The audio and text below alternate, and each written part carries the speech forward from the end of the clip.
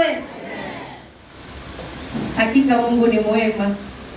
Hatimaye tunayoyoma na kwa imani tunapenya mwaka mpya katika jina la Yesu. Tunauaga mwaka wa zamani ambao labda mama ulikuwa ukilia, mzee ulikuwa ukilia, kuna hapa na pale umepitia, lakini sisi kama kanisa tuko na ushuhuda. Kwa hivyo kwa vile tuko na ushuhuda wa kanisa, ule mwaka unaokuja ni wa ushuhuda juu ya manyumba zetu. Katika jina la Yesu. Tutaenda kufundishana na kuhubiriana katika kitabu cha Mwanzo 19. Kabla niingie kwa neno, acha niamini na niombe. Kristo Bwana wetu, ninakushukuru Baba kwa kibali ulichonipatia wakati huu na majira haya kusimama mbele za kondoo zako Bwana. Tazama Baba, nimesimama, mimi ni mwanao, mimi ni mtumishi wako. Nikiwa niko tayari Baba, ukapata kunitumia wewe jinsi utakavyo.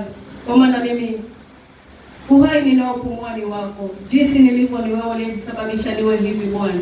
Wacha Bwana ukanitumie kuanzia mwanzo hata tamati. Nitakapoona mwanzo mwema na mwisho mwema, sifa na utukufu ni zako. Na ni katika jina la Yesu Kristo nimeomba na kuamini. Amen.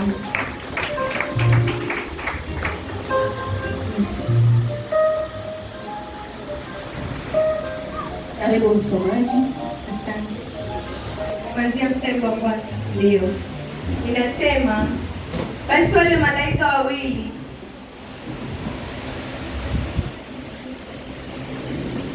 Amen. Basi wale malaika wawili wakaja Sodoma jioni, na Lutu alikuwa amekaa mlangoni pa Sodoma. Lutu akawaona, akaondoka akaenda kuwalaki, akainama kifudifudi. Endelea, nataka uende kwa haraka mpaka ufike hiyo mstari wa 17. Akasema, bwana zangu, karibuni na wasii, muingie nyumbani mwa mtumwa wenu, mkalale, mkanawe miguu yenu, hata asubuhi mwondoke na mapema, mkaende zenu. Wakasema, sivyo, lakini tutakaa uwanjani usiku kucha. Akawasihi sana, nao wakaja wakaingia nyumbani mwake. Akawafanyia karamu, akawapikia mikate isiyochachwa, nao wakala. Hata kabla hawajalala, watu wa mji, wenyeji wa Sodoma, wakaizunguka nyumba, vijana kwa wazee, watu wote waliotoka pande zote. Wakamwita Lutu, wakamwambia, wawapi wale watu waliokuja kwako usiku huu? Uwatoe kwetu tupate kuwajua. Lutu akawatokea mlangoni, akafunga mlango nyuma yake, akasema, basi nawasihi ndugu zangu, msitende vibaya hivi. Tazama, ninao binti wawili ambao hawajawajua mtu mume, na wasihi nitawatolea kwenu, mkawafanyie vilivyo vyema machoni penu, ila watu hawa msiwatenda neno, kwa kuwa wamekuja chini ya dari yangu. Wakasema, ondoka hapa.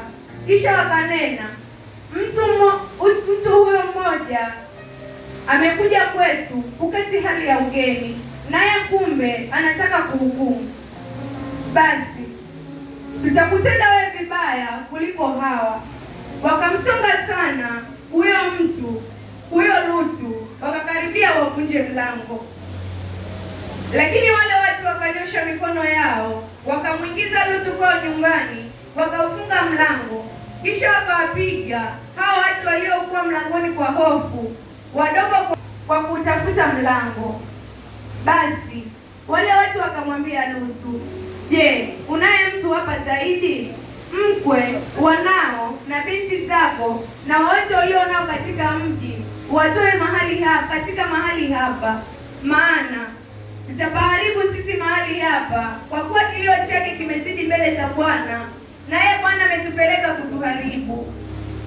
Lutu akatoka akasema na wakweze waliowaposa binti zake, akasema, ondokeni mtoke katika mahali hapa, kwa sababu Bwana atauharibu mji huu.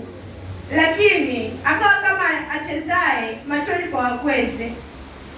Hata alfajiri ndipo malaika wakamhimiza Lutu akisema, ondoka, mtoe mkweo na binti zako wawili waliopo hapa, usipoteze katika maovu ya mji huu. Akakawia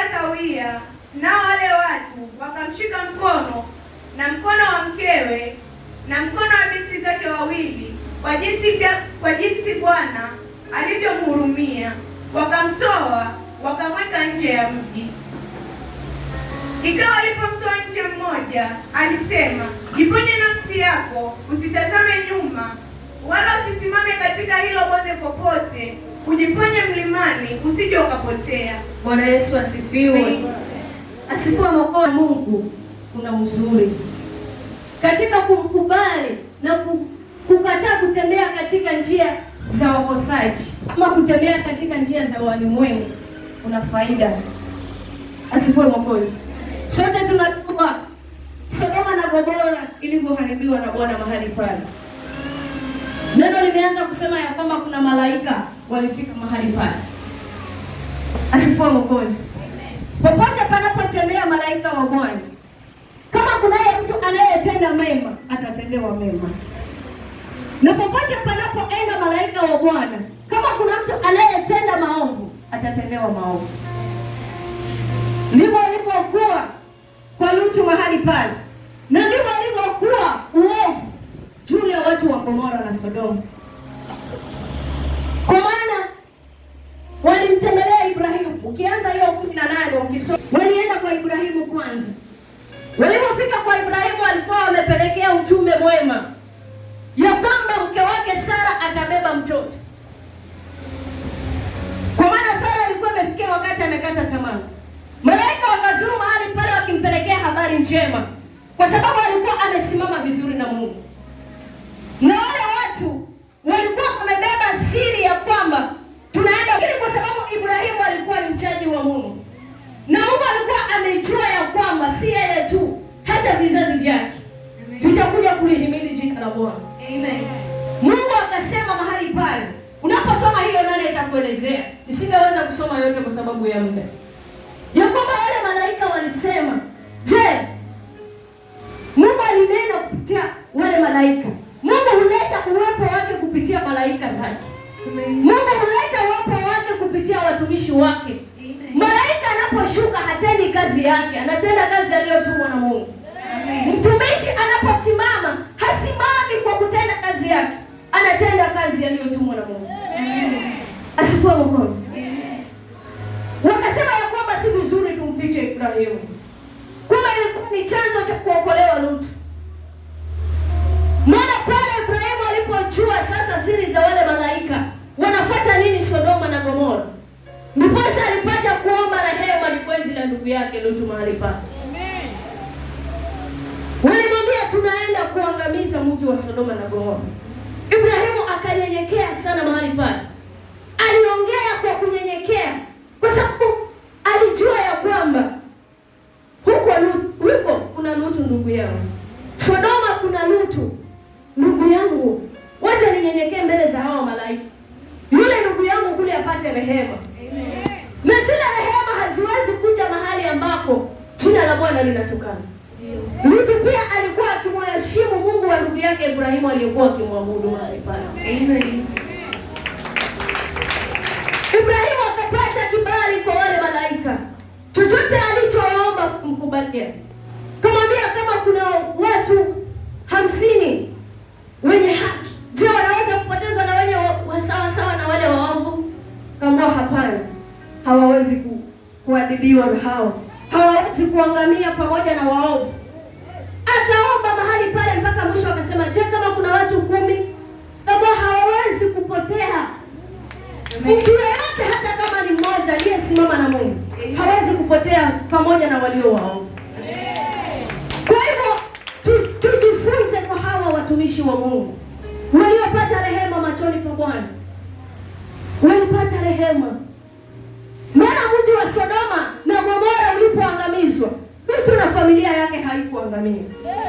Amen. Isipokuwa tu mke wake aliamua ya kwamba usitazame nyuma, na yeye akataka kutazama huko nyuma. Nimeacha tuwezi jua, labda kulikuwa kuna kapango kake kakando, anafikiria ya nyuma. Je, kale jamaa kangu kule, huenda ikawa hiyo. Ninaongea kama mwanadamu. Amen. Si Bwana bali ni mimi. Hata Paulo kuna mahali alisema hiyo. Kwa hivyo labda kwa akili zake kulikuwa kuna kitu mahali pale alichokiacha, ama labda alikuwa wale wa mama wa Mbeya anataka nitakwenda kusimulia mahali ninapoenda ya kwamba mimi niliuona huo mti ukiteketea.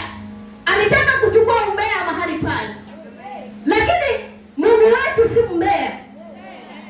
Si Mungu wa kukubaliana na wambea. Umbea ni uovu. Hakutaka kumpatia nafasi mke wa Lutu. Alipotaka kuangalia nyuma, akamwambia wewe hapo hapo ulipogeuka utakauka hapo hapo.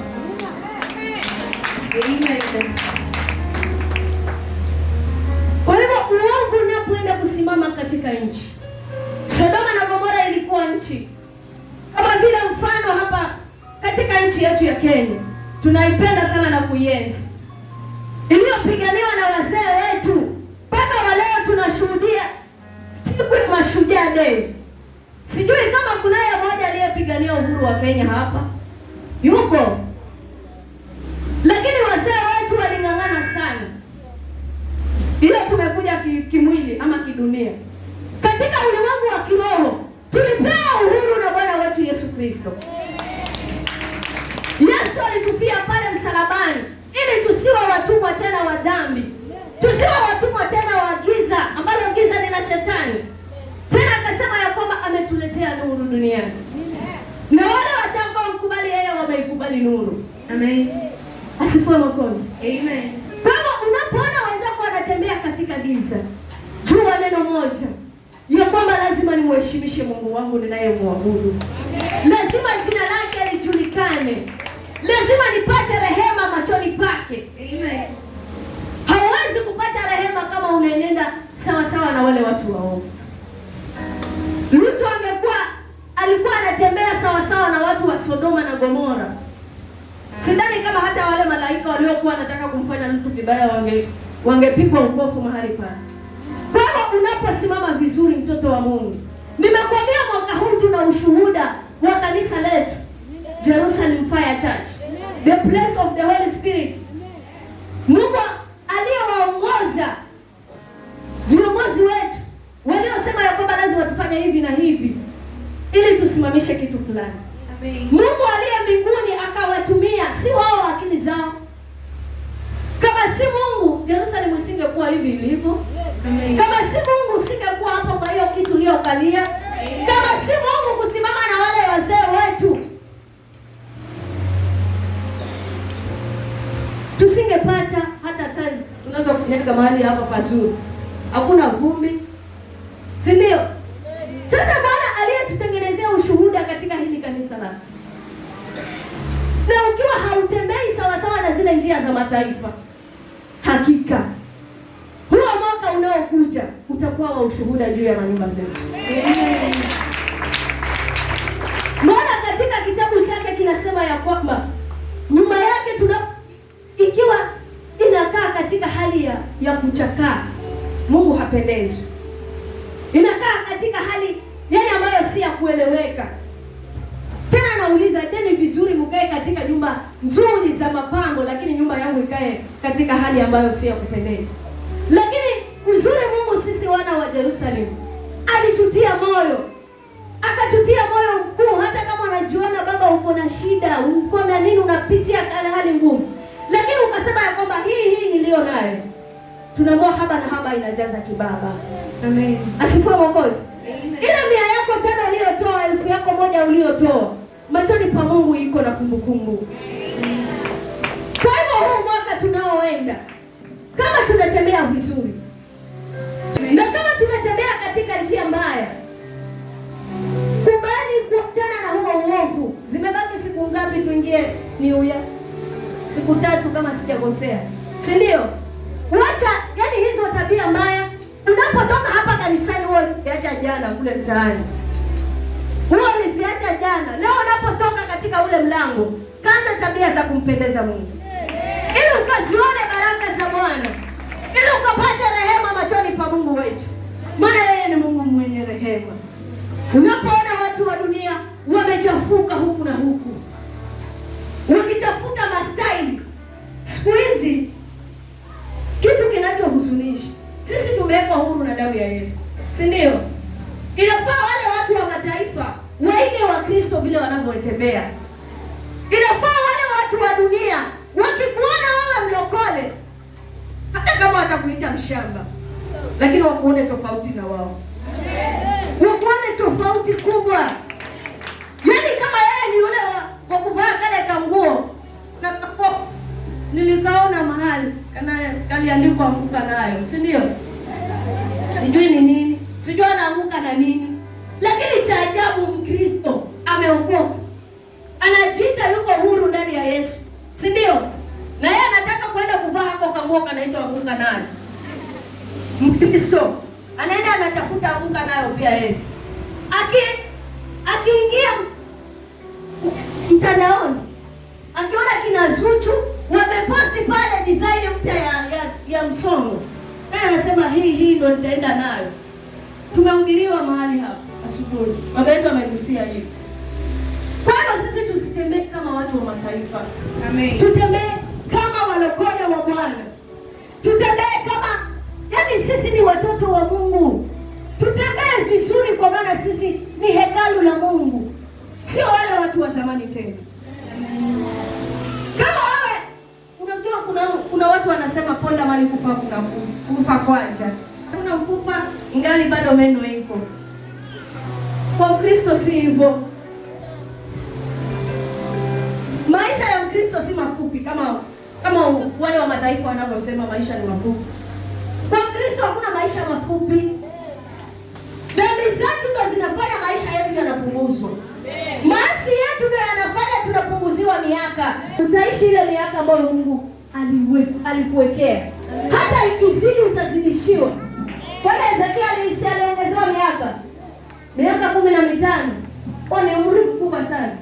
Akapata rehema wachani kwa Bwana na akaongezewa umri. Tutembee vizuri na Mungu. Amen. Tukijijua ya kwamba sisi si kama watu wa mataifa. Jivunie yule baba yako aliyekuweka ndani ya hii neema ya wokovu. Aliyekushirikisha kwa damu yake. Hiyo damu ya Yesu ilikuwa ya babako. Ilikuwa ya yule babako aliyekuzaa kimwili. Kwa nini unaitwa mtoto wa Mungu sasa? Ni kwa sababu Mungu alimwaga damu yake na akakushirikisha ndani ya hiyo damu. Amen. Kwa hivyo sasa kama tulishirikishwa ndani ya damu ya Yesu, tuliheshimu hiyo damu. Amen. Tuithamini hiyo damu. Tusifanye mataifa wakamtukana huyu Yesu wetu. Amen. Aliyejitoa kwa upendo, kwa ukarimu, kwa unyenyekevu kwa ajili ya kuokoa watoto wake. Tusiwe miongoni ya kwamba ya lile neno alilonena Bwana ya kwamba si wote wanaoniita Bwana watakaoona ufalme wa Mungu. Ingefaa, yaani unajua kitambo mtu apate taji kama amecheza kwa mpira ama amecheza mahali popote pale. Si kuna michezo hata ya vikapu. Kuna michezo tofauti hata ya mbio. Kitambo yule mtu apate lile kombe. Amejituma. Sasa na wewe jitume katika kumtafuta huyu. Sana epukana na matendo yote maovu. Kuwa mnyenyekevu ndani ya Yesu Kristo. Lolote kama kwambia mwanangu fanya hivi fanya. Maana wewe umenunuliwa na damu ya thamani. Ile damu haifananishwi na fedha. Ile damu haifananishwi na damu ya aina yoyote. Damu ya Yesu ni damu ya kipekee. Kwa hivyo wao wanapoitwa Mkristo, hilo ni kategori ya kuwa ujiweke katika heshima ya kumheshimisha yule baba yako. Usijitofautishe na wale watu wa mataifa. Sijakwambia ukiwaona ujipiga kifua. Ukijipiga kifua umekuwa huko. Inafaa uwe mnyenyekevu ili na wao wasome ule mwenendo wako wa unyenyekevu. Uwavute na wapate kuokoka. Nao waungane na wao wakisema hakika Yesu ni Bwana. Amen. Kusema kwangu Yesu ni Bwana, mimi peke yangu hakuwezi kumtosha Mungu. Hata ya Mungu alijitoa. Ni kweli na wale wote wanaompenda. Wawavute wale wengine, wawe wengi na tumtukuze yeye kwa pamoja. Amen. Ndiposa kule mbinguni hakuna malaika mmoja za Bwana. Na hakutosheka na sifa za malaika tu. Akaweka wazee 24 pale. Hakutosheka na sifa za wazee 24. Akaweka makerubi na maserafi. Zaidi ya hayo yote hakutosheka na zile sifa za kule mbinguni. katika nchi ili alitukuze jina lake. Amen. Kwa hivyo sisi tumewekwa hapa duniani tuwe nuru ya dunia, tuangaze kwa wale mataifa, wajue ya kwamba Yesu ni Bwana, wajue ya kwamba yeye peke yake ndiyo njia ya kweli na uzima. Amen. Kwa hivyo tusichanganyikiwe, tusiwe watu tusiojielewa. Tukiwa ndani ya Yesu ni kunyenyekea, ni kuwa watoto ambao tumekubali kununuliwa na ile damu, tukubali kuoshwa na ile damu na tutembee kwa ile damu. Amen. Tunapokubali kuongozwa na yeye, tumefundishwa hapa tukabaya kwamba mtoto wa nyati ni nyati, mtoto wa mwanadamu ni mwanadamu, na mtoto wa Mungu ni Mungu. Amen. Kwa hivyo ukitaka kuwa ufananishwe na baba yako, tembea kwa yale matendo ya baba yako anayoyataka. Amen. Tembea vizuri kama vile baba yako anavyotaka. Tembea kwa haraka hiyo Mambo ya Walawi. Mambo ya Walawi 26 kuanzia 3 mpaka haraka.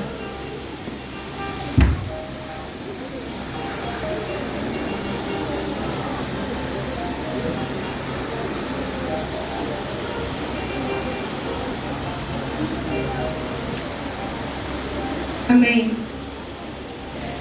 Tunasema kama mkienda katika amri zangu na kuyashika maagizo yangu na kuyafanya, ndipo nitazinyesha mvua zenu kwa nyakati zake, na nchi itazaa maongeo yake, na miti ya mashambani itazaa matunda yake. Tena kupura nafaka kwenu kutaendelea hata wakati wa kuvuna zabibu, na kuvuna zabibu kutaendelea hata wakati wa kupanda mbegu. Nanyi mtakula chakula chenu na kushiba na kuketi katika nchi yenu salama. Bwana Yesu asifiwe. Amen. Kwa hivyo wewe mwanadamu ndio unayezuia hata mvua isinyeshe, kumbe kupitia yale matendo unayoyafanya mbingu zinakaushwa, kutoki tena mvua. Pako na shangaa, miaka hii ya leo si kama ile ya zamani. Zamani kulikuwa kukinyesha vizuri. Zamani tulikuwa tukienda huko shambani sijui tunapata nini na nini. Sasa hii nenda huko mashambani ukaone vile kumekauka, kwa sababu ya maasi ya mwanadamu. Mwanadamu unapoasi, Mungu yuakasirika. Sio lengo la Mungu uasi, sio kusudi la Mungu ya kwamba alitengeneza kitu kije kiishi kwa kutegemea akili zake. Unapomkosea Mungu huwa yasikia uchungu sana. Kama wewe mzazi ambaye yule mtoto, si ndio tunawaita watoto wetu, si ndio mtoto wangu, lakini yule aliyewaumba ndiye aliyenipatia, si ndio? Sasa kama wale watoto sijawaumba na waita wangu, sinawaita wangu, watoto wangu, kwa sababu Mungu ni Mungu amenipatia, na wao waliotengenezwa na huyo Mungu, nafikiri wao Mungu anasikiaje? Aje ukimkosea anasikia uchungu sana. Kwa hiyo cha muhimu, sisi tumeijua njia ni Yesu Kristo.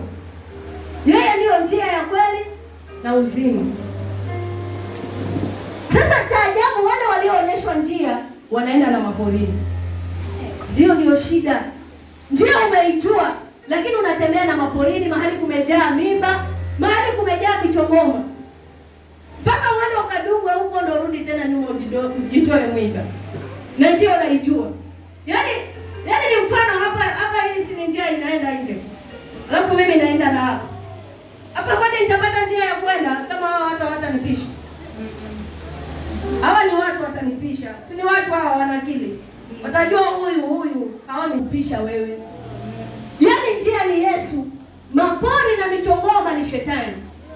Unapoacha njia na kuenda kwa shetani, shetani hata kuacha. Atakuumiza vile anavyotaka. Mwanzo shetani ana machungu na wale watu waliookoka, alafu wanaacha wokovu, wanarudi tena nyuma. Kwa hivyo ni vizuri unapoijua njia, kamata ile njia. Amen. Katika ile njia kunaye anayekushika mkono ambaye ni Yesu. Kukushika kwake mkono ni kukupatia maagizo kama haya anayotuagiza leo. Ndio kwamba tuzishike amri zake ili tukaweze kufanikiwa na kukaa salama. Hatuwezi kukaa salama kama hatutakubali maneno ya Mungu anayotuambia. Amen. Hatuwezi tukakula tukashiba kama hatutafuata yule mwenye chakula. Yesu amebeba vyakula vyote, cha tumbo na hata cha roho. Kwa hivyo tunapokaa ndani ya Yesu tutashiba. Rohoni tutashiba na mwilini pia tutapata chakula, tutashiba. Matumbo yetu hayatakaa na njaa. Amen. Tukae vizuri na Mungu. Sisi ni mahekalu ya Bwana. Sisi ni wateule. Kwa hivyo unapoona ya kwamba mataifa wamechanganyikiwa, wewe Mkristo usichanganyikiwe. Amen. Mkristo usikae kuchanganyikiwa. Uko katika njia ya sawa. Na katika hii njia ni ukubali yale mafunzo unayofundishwa. Amen. Katika hii njia kuna kuonywa. Unapoonywa unapendwa.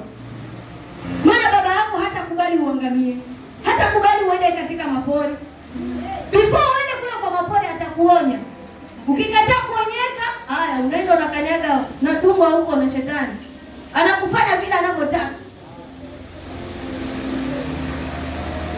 Baba yetu akatugusia akatuambia ya kwamba kuna wakati hatuna haja na watumishi wa Mungu. Wakati unapojiona ya kwamba uko salama, anakukanda lakini wewe hata unasema shazoea. Mimi nimezoea. Kila siku tunaona tu hivyo hivyo. Kila wakati tunahubiriwa tu. Hiyo ni kazi ya mapasta. Wacha wahubiri, mwisho waende zao. Hiyo ni kazi yao walipewa na Mungu.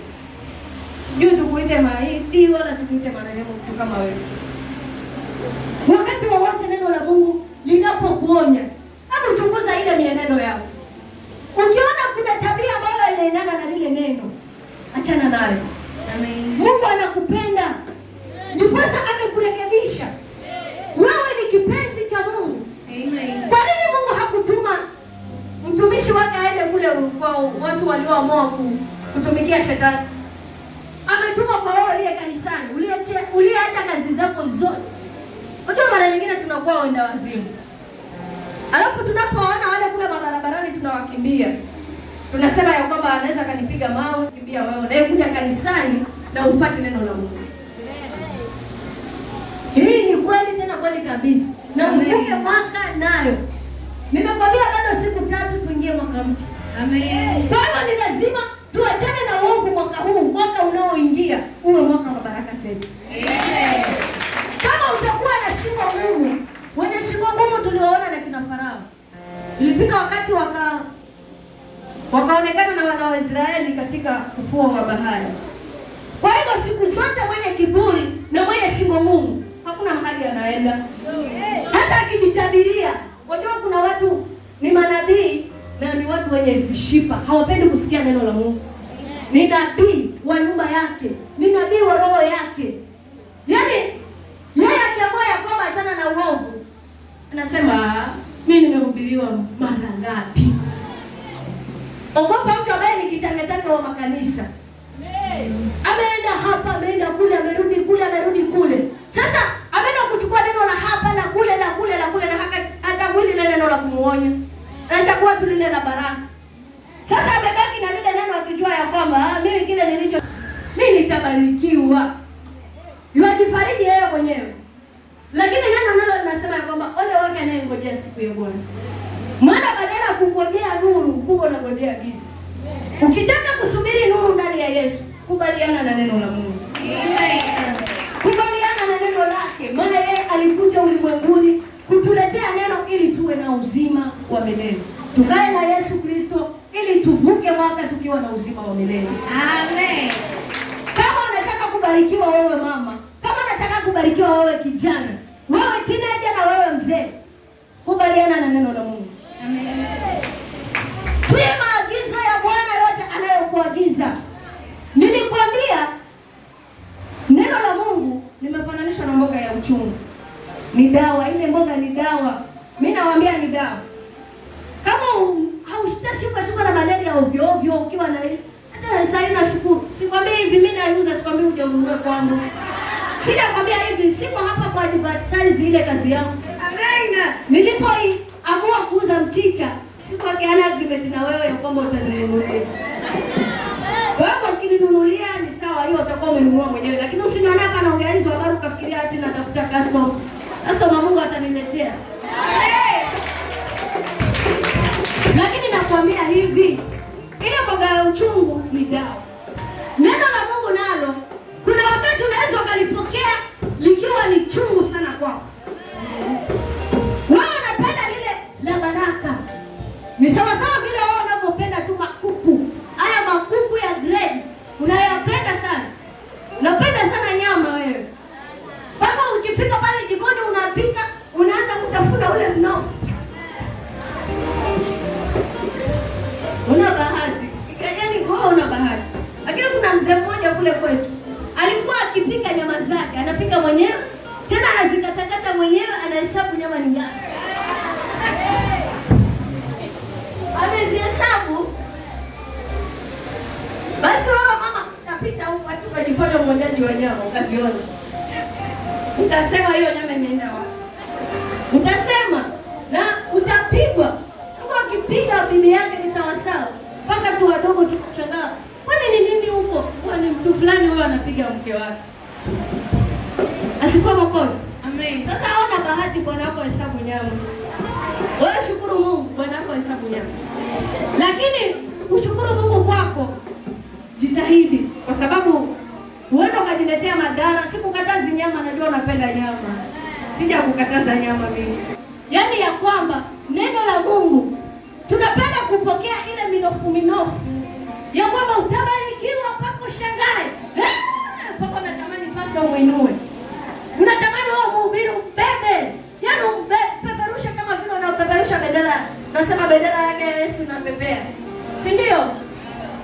Lakini nenda sana lile neno linalokuonya. Maana pale katika maonyo unalibeba kama mchunga wa uchungu, si mtamu.